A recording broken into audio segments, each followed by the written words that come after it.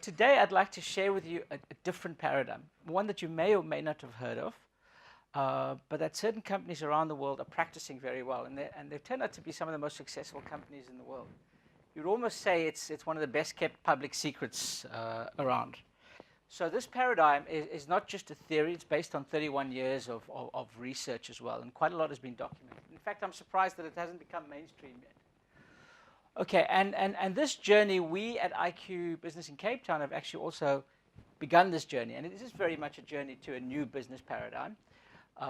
And with your permission, I'd like to share with you some of the things that we've gone through in that journey, some insights and some of the results we're seeing from that.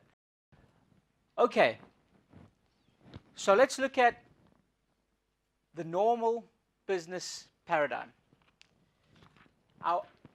In the words of a famous South African lawyer, I put it to you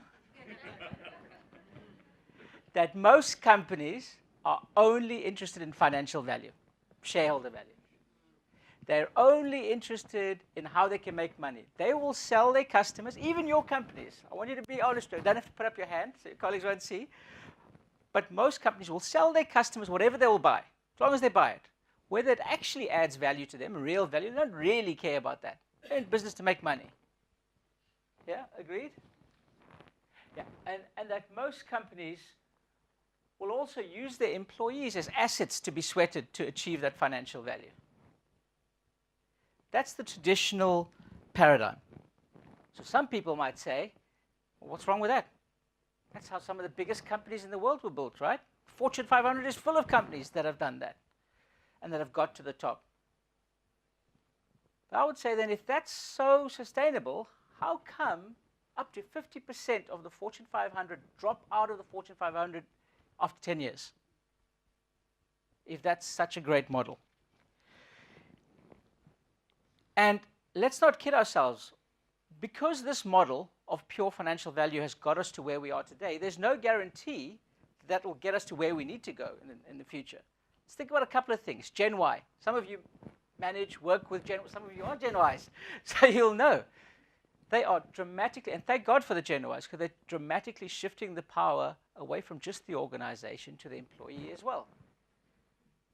So do you think a Gen Y will accept just being used as an asset? Do you think they will accept, if you pay me a salary that's good enough for me to abuse you? I think so. We see it already. They're voting with their feet.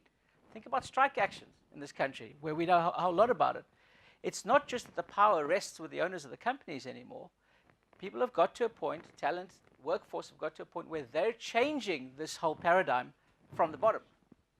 And unless we look at a new business paradigm, we're going to be left behind.